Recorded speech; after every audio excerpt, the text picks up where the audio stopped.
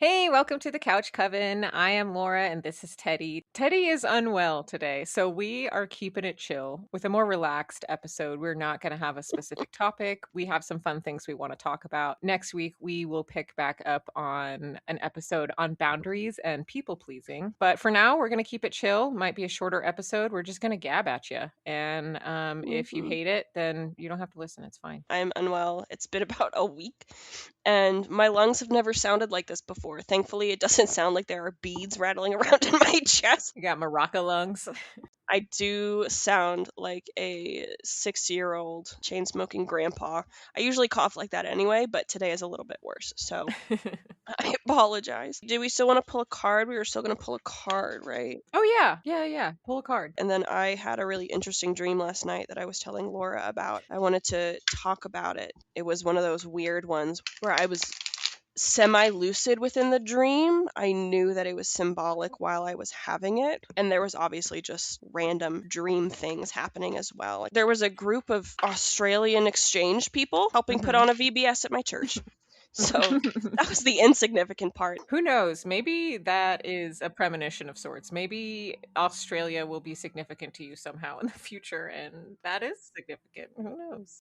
Okay, card. Card. I've shuffled. I have shuffled as well. Okay, so this is going to make more sense after I tell you about my dream, but I have the Two of Cups reversed. Mm. And then I have the Six of Swords upright. And then the last one is Temperance. Let's see what I got here. I have Strength, which Ooh. is not the first time I've received that this week. I have Seven of Pentacles upside down. And then I got the Lovers and the Empress. The Levers? Oh, the Lovers. The Lovers. Yeah. Sorry, I thought you said levers, and I went, where the lever. fuck is that? Pull the lever. The Lovers and the Empress. Okay. And I have High Priestess reversed on the bottom of the deck. Man, okay, lots of major arcana energy. I have been getting a lot of major arcana overwhelmingly, actually, this last week or two. That's significant of major life transitions and changes. The major arcana represent the broader themes in life and more of our like overarching path, whereas the minor arcana kind of help support that and show us more of like daily life things. Also, this reverse Seven of Pentacles, all of it feels significant, directly related to my life, but I'm grasping at that this is a reflection of what's actively happening in my life right now, and not that this is reflective of the future. That's really just like a desperate hope. Perhaps I'm wrong on that. I have received Strength a couple times recently. With the Seven of Pentacles following it, it feels disarming because I have had anxiety about money. I've just had a lot of moments where I'm like, oh, I shouldn't buy this because I need to save money and blah, blah, blah. And then I'll have a second thought that's like, money comes and goes and money is coming. So relax, you know? So that feels directly reflective of what I've been experiencing. I've also received the Lovers a few times, which is strange because I cannot think of something I would like to do less than be in a relationship. So that one's really confusing to me, and I'm starting to think perhaps it is significant in a non-romantic way. But it's hard not for that to be my initial thought because it's called The Lovers, and there's two people holding hands and shit. Fuck their love. I have also received the Empress a few times recently, which just makes me feel confident that I'm on the right path. There are things coming my way, and that I will take initiative when the right opportunities happen, and I will face some adversity, but I will push through. So I've also received the High Priestess several times, but I have not received it reversed. And I'm not really sure what to make of it. What do you interpret from that? I am actually looking through my book called Tarot Magic by Lindsay Squire. You said the High Priestess reversed? Mm-hmm. She's number 2 in the deck, which is a stability structural card. Reversed, the keywords are disconnect or not listening to your intuition, jealousy, withdrawal, secrets, manipulation. It could mean you're out of touch with your own intuition. It's an invitation to stop, go inward, be more receptive. That feels resonant with me. With your combination of the Seven of Pentacles reversed and the Empress also in your spread, it does feel kind of like it's asking you to pay attention to your balance and, like you're saying, have those second thoughts kind of going back and forth between the scarcity mindset and then the avoidance of money and then believing that abundance is imminent, Right. if I can speak into your life that way. No, that feels like you just read a crystal ball into my brain. That's very, yeah. Yep. So, all right, spirits, loud and clear. Got it. Mine is significant, I feel like, because of my dream last night. So I'm going to remind you what I have. I've got the Two of Cups reversed, which is typically significant of partnership, friendship. It's two people being intertwined with their emotions. The Six of Swords upright, Mm-hmm. which is significant of moving forward, journeying, moving on, and Temperance, which is about balance. It's like the overarching theme of balance. My dream last night. You will get no backstory into this friendship, listeners. So, my dream last night, let's set the stage. I was in my childhood church. I was today present adult Teddy. I've had a lot of dreams recently where I have the mind of Teddy now, but I am in a situation where I am kind of a different iteration of myself. I was at my childhood church. We were putting on some sort of children youth program. One part of the dream, I was walking down a hallway. There was someone walking towards me. I didn't recognize them at first, and as we passed, I had a split second realization this was a friend that I used to have in high school. We had a very weird relationship. Lots of different reasons for that. In the dream, I had enough lucidity to recognize that I didn't have an anxious reaction to this because this relationship stresses me out. It stresses me out still thinking about it, and I've been trying for a really long time to process it and move on. That felt like a first step. And then later in the dream, I had to initiate a pretty benign interaction between the two of us. She was sitting in front of a trash can, and I had to throw something away. So I had to ask her to move so I could throw this thing away. And I kind of just pretended I didn't really know her. I didn't recognize her. I didn't say hi. I was just polite and was like, hey, do you mind if I throw this thing away? She was also wearing baggy clothes. And when I went to throw the thing away when she was sitting in front of the trash can, she was hiding in her shirt. Didn't really say anything to me, didn't really talk to me. I heard her having conversations with other people about something. I can't really remember what that is. It was very interesting, and I didn't feel stressed out about it. I felt very calm, very regulated. Laura pointed out when I was talking to her about this earlier, this person sitting in front of a trash can and blocking me from throwing something away seemed significant in the dream. I hadn't thought about that before. I like to think of myself as a dream interpreter just because I dream a lot and there's no other reason. I love when people psychoanalyze my dreams because I'm constantly psychoanalyzing everybody else. So the Two of Cups reversed, to pull this back to my spread, represents a dissolution of a partnership.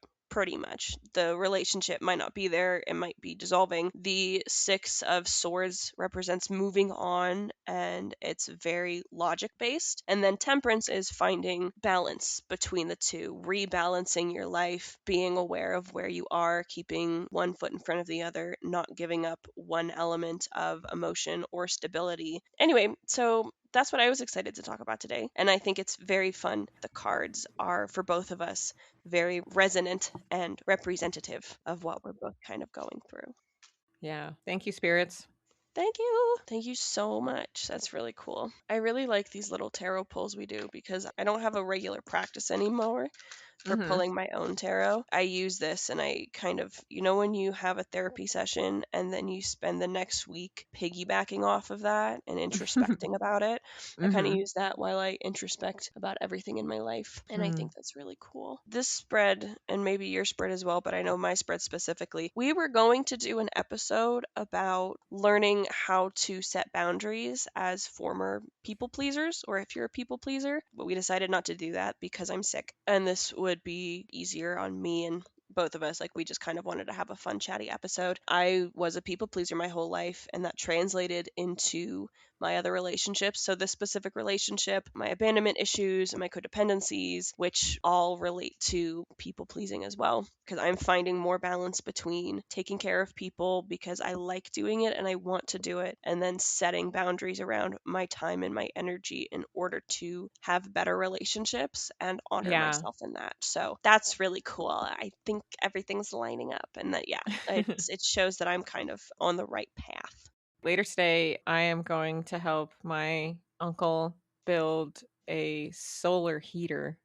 Ooh, it's fun. Like water heater or No, it's literally like a heater for your cabin or something that is built to absorb sunlight and trap it and use that as heat. Yeah, so he bought all the parts for it and I told him I would help him build it because he needs a heater for his work shed. sweet his work shed that if I get evicted, I'm gonna sneak into and build a life in. Yeah, and he probably wouldn't notice you were there for several months. He might notice my dog. Yeah, but he wouldn't complain. No, he takes care of so many animals that you've told me that they just kind of show up. He cut a hole in the fence so he could give the neighbor's dog hot dogs. It's not even his fence. I asked him, I was like, is that your fence? And he's like, I think it is. And I was like, that's not a good enough answer. That sounds like my dad. We have neighbors. I don't live there anymore, okay? I talk about my parents' house and my parents' lives as if I still live there. I don't. It's normal because it was your childhood home. And it's just a normal thing that people do. Despite it not being a place that you ever want to live again, it was someplace you lived at for a very long time. Oh my God, so many years. So many years. Anyway, they had these neighbors who had dogs and they would let them run around in the backyard, but they have, like a wooden fence, so you can't see over it. So what he started doing, kind of like you in the pepperoni, he would buy those giant boxes of milk bone treats and just chuck them over the fence. And I was like, Dad, you can't just do that. You don't know if these dogs are even allowed to eat that. Like, you can't. He also has narcissistic traits, so he doesn't really care about other people. So he's like, well, it's fun for me. And I went, okay. Yeah. Which brings me to my next story, which I think is actually really funny because he had to deal with the consequences of his own actions. So he had this obsession with feeding the squirrels when I was growing up. He would buy those like peanuts in the shell, put them in the yard and put them on the windowsills and attract the squirrels. And they started acting like, you know how you can get like a flock of crows to become your friends if you feed them peanuts, and then they kind of follow you around and then they demand the food and the shiny things. The squirrels started doing that, and the squirrels in our neighborhood are really aggressive. He finally got tired of it because we also had a bird feeder and they would destroy the bird feeder. They would scare the birds away. They were just digging up holes in our yard and burying all the peanuts. But he got sick of this, so what he started doing was walking around the neighborhood and throwing peanuts in other people's yards. That's like a cartoon psychopath. Another story about eco-terrorism. This isn't mine, but it's about somebody else's dad. My coworker lived with her dad, and he has a garden. Obviously, in the summer, in the spring, the squirrels like to nibble and eat the veggies and eat all the plants. So he set up traps for them, humane traps, and he would catch them, put them in his car, and take them to a local park and release them. And he did that with probably upwards of like 50 squirrels. Oh my God. And he was like, well, I don't want them eating my shit, so what am I supposed to do? My coworker told me this story, and I just looked at her, and I was like, so he's actually committing eco-terrorism. She was like, yeah, I can't get him to stop. Oh my God. It was so funny. I'd never really met him, but he thought I hated him because I never like acknowledged he was there, because I was never introduced to him and I would only see him when she was talking to him like at the store. He's just a tall white man. Why would I acknowledge he exists? But I did send a little baby plant home with her one time for him. I used to make jokes about dating him and marrying him and like flirting with him and stuff like that.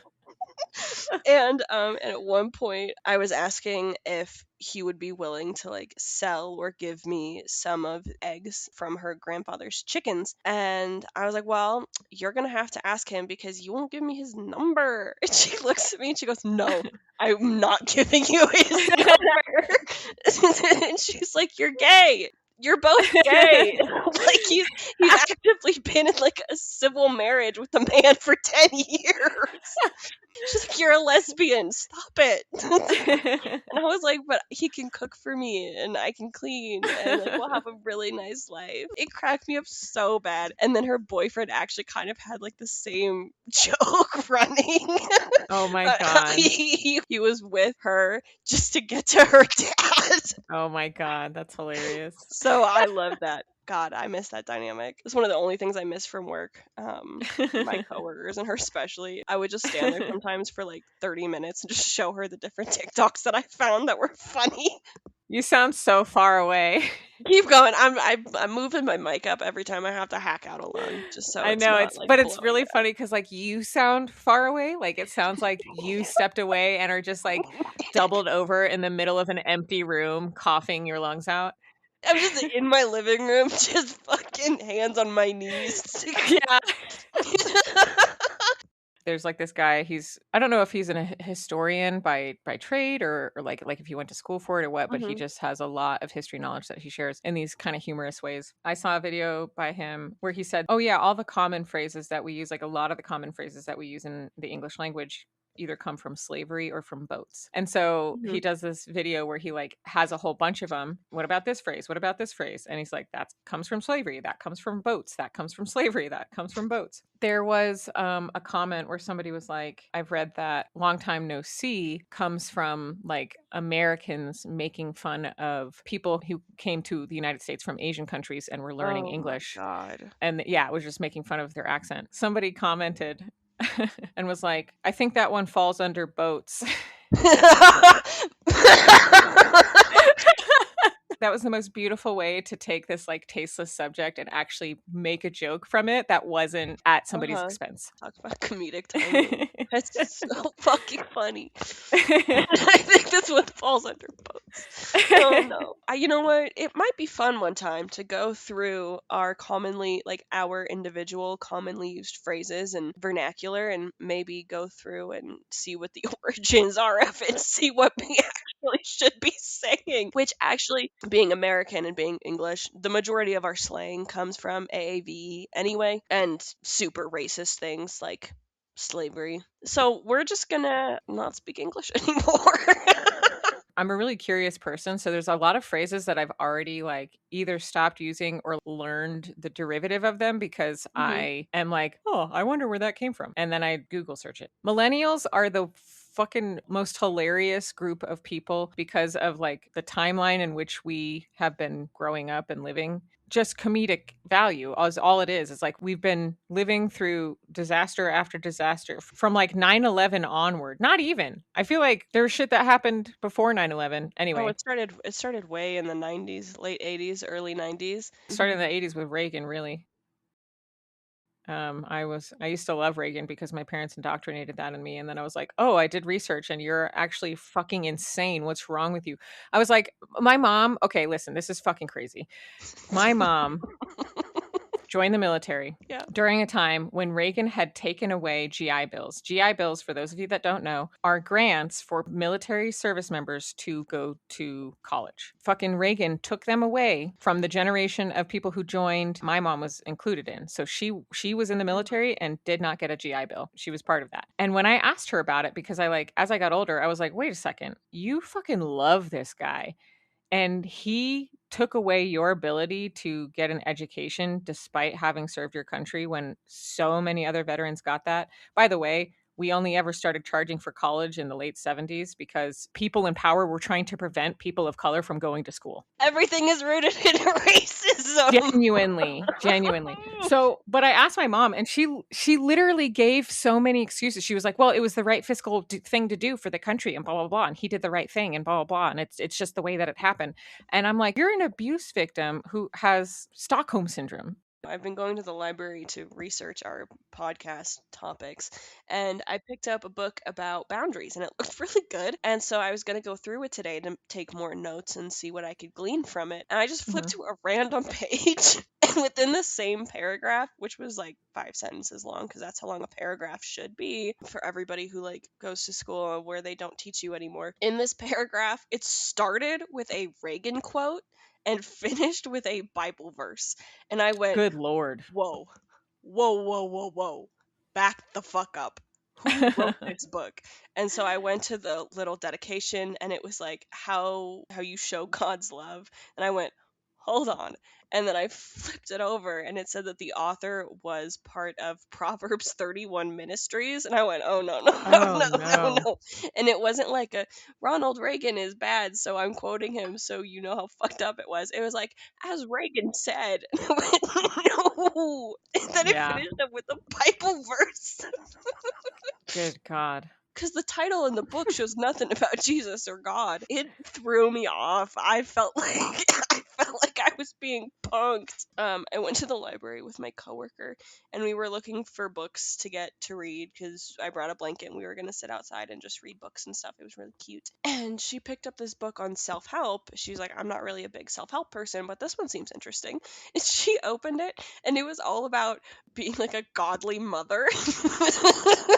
Oh no. She's like 24 years old, doesn't want to have kids, and is not a Christian. And I saw it, like I saw her pick it up, and I looked at it, and I looked at the books that were around it, because it was one of those that was on display. Like one of the employees had been like, read this one. The books around it, and they were all about Jesus. So I was like, oh, so that might have something to do with it. And I mentioned that after she told me what it was about, and she went, I did not even notice that. I would never have picked this up. An extra funny part to the story, she didn't have a library card, so she had to sign up for a library card to check this book out that Oh she my God. returned within an hour of checking it out. Well, I hope she's still utilizing her library card. I hope so. And I picked up Dante's Inferno, not because I was trying to impress her or anything, but I was like, you know what? I've never read this. It's on the shelf. Let me get it. Within the first like 3 pages, I went, I hate this man. Apparently, she had to do a literary analysis of it in her, like an AP English class in high school. And so I Mhm. would read her the snippets, and I go, this is so fucking stupid. I hate this man. And she would give me like the breakdown of what the things meant, and I went, okay, cool. That doesn't make me like him anymore. I never finished it. I went, I'm not going to read however many fucking pages of this man going, oh no, woe is me, then trying to turn around, and then going, oh no, woe is me, and then turning around and trying to go back. And when just has to go through all the levels of hell, and I'm like, would you just, dude, shut the fuck up. But I did pick up a mystery novel that was pretty good. Oh my I god. finished my library book and then was like, okay, put it in your bag. And when you go to the library next, you can Hmm. return it. And then I ended up at the library and my book was at home. And I was like, God damn it. That always happens. I had a whole stack of books that I knew were about to be overdue, and I grabbed most of them, but I, of course, left one at home. So now it's overdue. I have returned it since, and I was going to pay the fine, but I forgot my library card at home because I only took a couple of cards with me. I took like my ID and my credit card out with me. I don't know why. Yeah, I keep all my cards in one place because there's been so many times where I like go someplace and I'm like, oh, that card's at home. Oh, that card's at home. Oh, that card's at home. And so what happens in my my county's system, like library system, is that if you have an overdue book or a fine, they send you an official notice. If you actually, I don't know if I have a fine because I returned it before it was 21 days overdue. And it says after 28 days of it being overdue, a collection agency may be used. So they'll like, What? yeah, That's if your fine's crazy. like $2, you're gonna have debt collectors after you, which is so serious. Like when I lived at home, that county library, you would just have a fine on your account forever. And then you would go to the library and you pay it. Funny story, my sisters and I, we spent so much time at the library. We were homeschooled, so we were at the library constantly. And before we were old enough to get our own library cards, obviously everything would be checked out on my mom's, and we would actually max it out. Oh, wow. We used to max out our library card. And I think it was it 11 when we were allowed to get our library card? Because you could, I think, get it at like any age. I think you had to be like at least 10. And we had certain ages where we could like get a library card, get our ears pierced, that kind of thing. And I Mhm. think it was a few weeks before my birthday. I am very belligerent. I will annoy the shit out of you if there's something that I want, and I wanted my library card so damn bad. So I just wore my mother down until she was so fucking tired of me asking and bothering her about it that she finally was like, fine, we'll get you your fucking library card. I don't think anybody likes that trait about me. What do you mean? What trait? Wearing people down? Just wearing people down, being annoying as fuck about something until I get what I want. Yeah, narcissistic people don't like that because you're speaking your needs.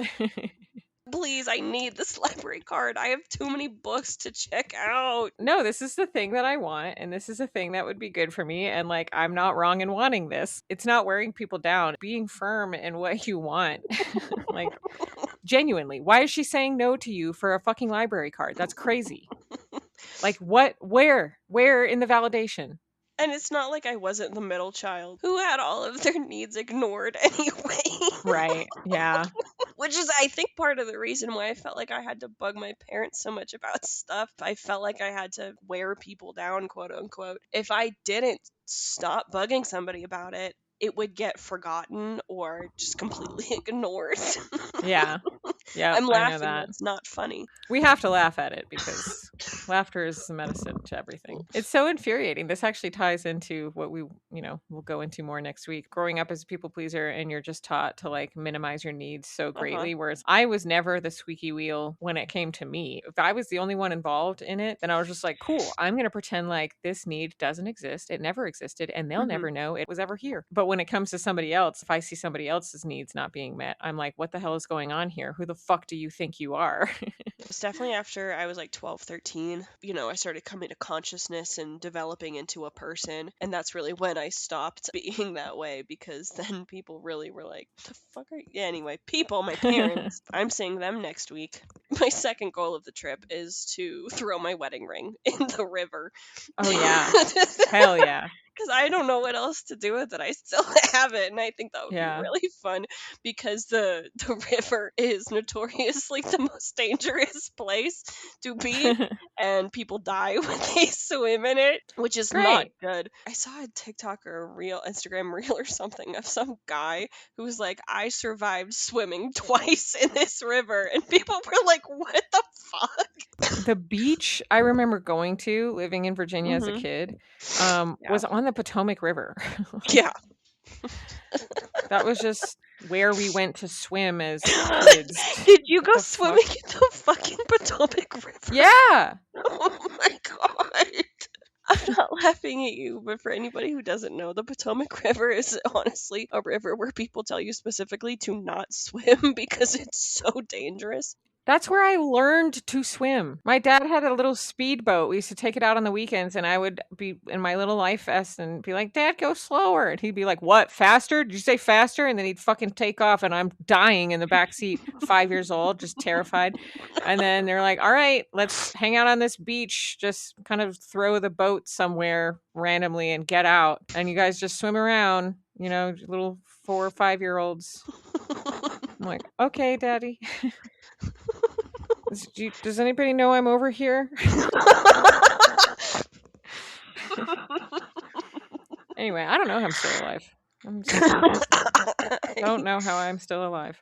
I listen to the stories about your life, and to be honest, I used to do this with my ex as well. I would listen to all her stories and just look at her and be like, how the fuck are you still alive? Dude, there was a conversation, I'm sure I've told you about this before, but there was a conversation that I had when I went for my uncle's memorial, and I was in the car with 3 of my aunts and an uncle, I think. We were driving, and they were talking about how, I remember having to go to the bus stop and blah, blah, blah, when there was like 2 feet of snow on the ground. Like, we never got snow days. And I was like, when I went to the bus stop, I had to go to the public bus stop. I had to take the public bus to school when I was 9. And there's just like this hush just like fell over. And by the way, my family had remarkably abusive upbringing. There's only 5 kids that came from 8 children because most of them decided never to have kids because of how horrible their own upbringing was. So my family's life was super abusive growing up, really bad. And I say this and this hush falls over. And then one of my aunts goes, yeah, Laura, we know your life was worse than ours. And I was like, what? I was just trying to relate to you guys. Like, I was just telling a story about taking the bus from my perspective. And they were like, no, genuinely, Laura, like, your life sucked. I was like, oh, got it. Thank you.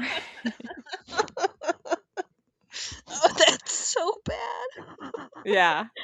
That's so So then bad. one time in passing, it occurred to me that my dad probably never knew that I took the public buses. We were on the phone one day when I was still in Virginia, and I was like, hey, this is a weird question. Did you know during fourth grade, I took the public bus to school? And he was like, no.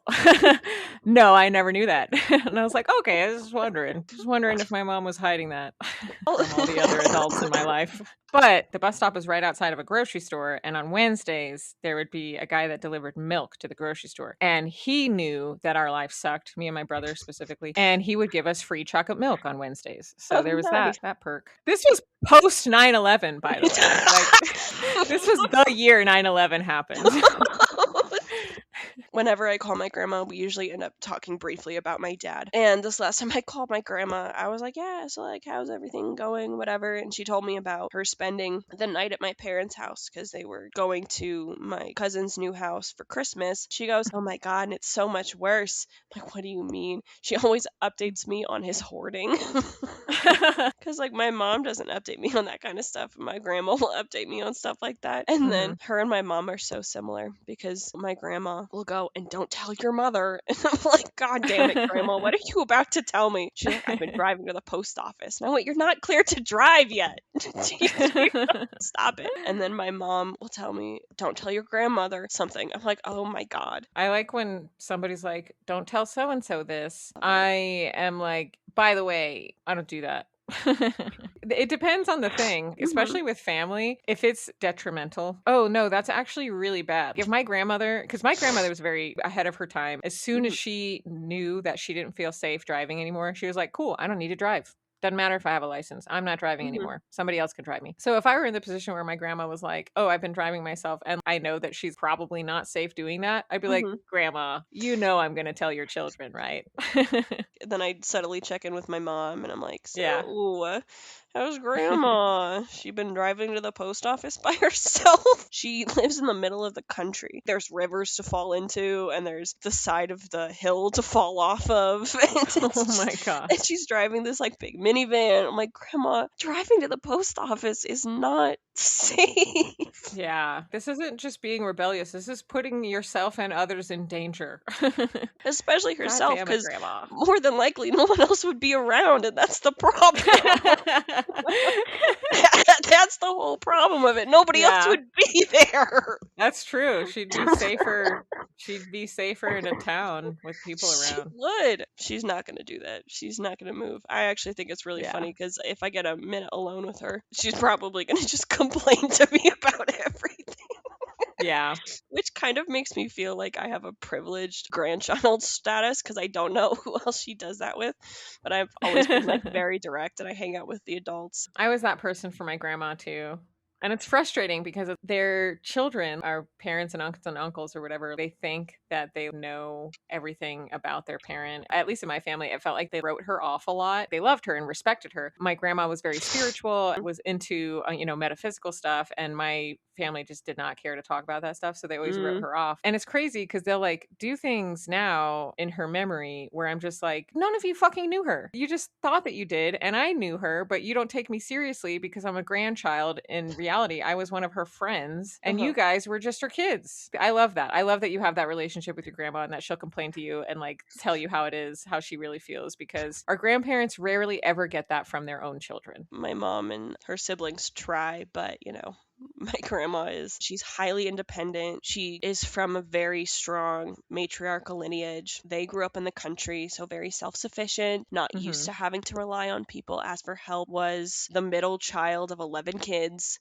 Oh, God. Not a people pleaser, but kind of the person who doesn't want to stir up trouble, keep feathers smooth. Boundaries are non-existent in my family. So it's a whole combination of things. And my mom was telling me about how my grandma had mentioned seeing this movie or something several times. She was like, well, it'd be a whole thing. I'm like, Mom, take your mom to the movies. Just take her to the fucking movies. gonna be an afternoon. It's just stuff like that where I feel like I'm still kind of parenting my parent, because she told me one time, I don't know about having Grammy move in with me because then I'd really have to, lay down the law. I'm like, oh, so you'd have to create boundaries. She was like, oh yeah, I guess I would. Man, that's so crazy. Oh, you made me realize that that's like the number one conversation in families about like, oh, well, I don't want to have to deal with this person because then I'll have to have this conversation. And it's like, you're just avoiding placing boundaries. Every family is fighting the same fucking thing, and it's literally just not communicating. You're not making your needs known because you're not Yeah, allowed to have needs, and that means you can't have boundaries because right. boundaries mean that you're voicing your needs. Exactly. And it's Exactly. just this round and round cycle. It's not funny, but it's so hilarious, I especially know. when I have those conversations with my mom and she has that aha moment and I go, oh, fuck, I forgot. Yeah. I forgot we're not on the same page about a lot of things. It's crazy how much psychology has to do with literally everything that exists within the human world. And then there's this huge thing with this older generation where it's just like psychology doesn't really mean anything. If you have to see a therapist, then you're crazy and you have to blah, blah, blah, blah, blah. And it's just like, no, no, no, no, no. No. Psychology is, and psychiatry and neuroscience and all of the things that go along with it have everything to do with human behavior. You are not more powerful than your conditioning if you don't know what your conditioning does to you. My mom is super into psychology. She's so into psychology. She's been reading books about narcissism and obsessive compulsive disorder and Mhm. manipulation since I was in high school. And she Cool. Yeah. watches all that stuff on YouTube and everything, but it's for other people. So every time I bring it up to her, I'm like, so you thought about going to therapy? And she's like, nah, okay. She's like, I've read about it. It's not for me. It's all for her kids or her family. It's really interesting educating the older generation. You have to be very specific about it. You have to be very aware of what you're doing.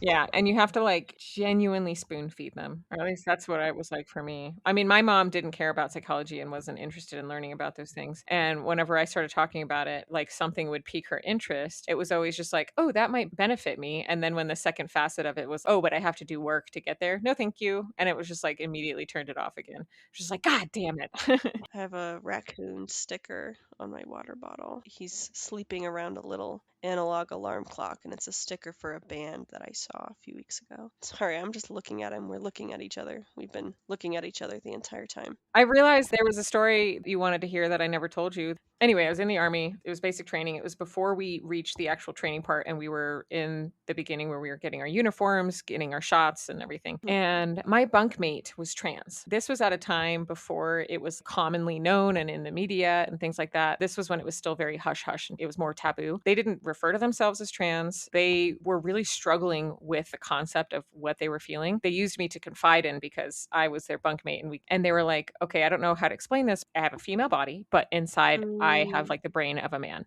And so I feel really uncomfortable being in the women's bay. And like, I feel like I'm in the wrong bathroom. Like, I feel like I shouldn't be here. I Oh. feel wrong being in here because Mm-hmm. my brain is wired to like be attracted to them. This feels Oh. wrong for me. And I was like, dude, I'm so sorry. That fucking sucks. How can we fix this? Like, what do we need to do? They were like, well, I really want to join the military, but I know that this is going to be a struggle for me. So I think the step right now is to just talk to the chaplain, because the chaplain is who we were sent to if we needed to talk to somebody that we would consider a therapist. So they were like, I just think I need to talk to the chaplain. And I was like, okay, cool. Let's make sure that our drill sergeants know that you need to have an appointment with the chaplain. We're in formation. It's the end of the day. We've just had dinner and they're reminding us, because we're still in, the preliminary part of basic training. Some people are going to the medical facility for different things tomorrow. Some people have duty in another building. They're going over the things that we need to do the next day. Once they get to the end of that, I got the attention of the drill sergeant. Was just like, hey, there is somebody who needs to see the chaplain tomorrow. Add that to your list. If you could talk to that soldier about it. They're like, yeah, whatever. We know that already. If you know that, then why haven't they seen the chaplain yet? Mm-hmm. And They were not happy about me talking back because you don't do that in the military. The conversation went on quite a bit longer where I was just like, no, you're not listening to me. This person needs to see the chaplain, and it is imperative for their well being. This is going to happen tomorrow, or I'm going to keep doing this. And they were just like, if you don't get back in formation, I'm going to fucking lose my mind. You are going to be court martialed. They were like literally about to fucking lose their mind on me and send me up to the battalion building to get in trouble. And then that soldier stepped out that I was defending and was just like, Sullivan, it's okay. Like, it's okay. It's okay. It's fine. It's Mm. okay. It's okay. And so I don't know if I like possibly embarrassed them because I never said once what it is that they were like. I never mentioned, Yeah. I was just like, this person needs to go to the chaplain. They have expressed to me that this needs to happen. You already know this needs to happen and it's not happening. So if they are not going to get support, how do any of us know that we are going to get support when we need it? Mm-hmm. So anyway, I don't know if it embarrassed them that I did that, but I was just not having it. I didn't fully reflect on the fact I've never come to bat for myself like that earlier in my Mm. life. Like I would now that I've done more work, but like I never would have come to bat for myself in that way.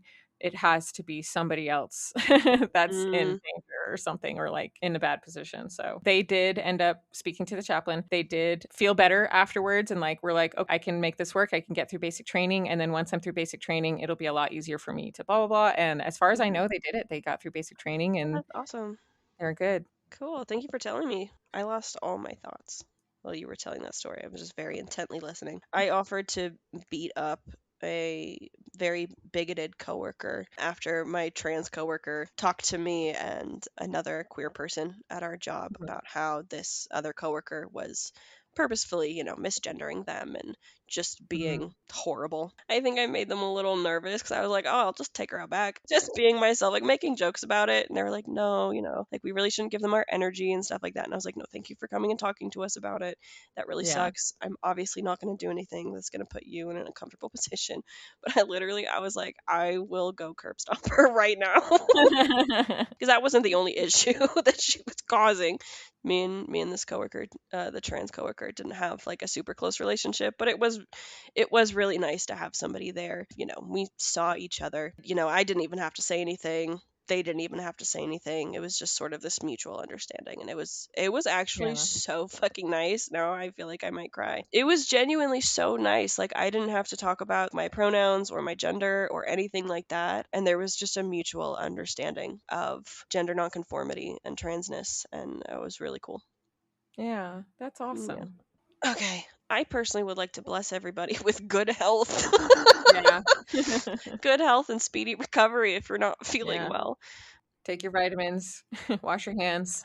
Wear a mask, quarantine yourself as much as you can. Ask for help if you need it. Yeah. Ask for help if you need it and it's available to you, even if it feels inconvenient for you, even though you Yeah. need it. We all want community, and that means asking for help. We can't have community if we don't rely on our community. Amen. And you can't be the only one relied upon in your community. Then it's not a community, then they're like a succubus on you. All right. Well, I hope you continue to feel better and that by the time you have to fly out next week, that this is entirely a thing of the past.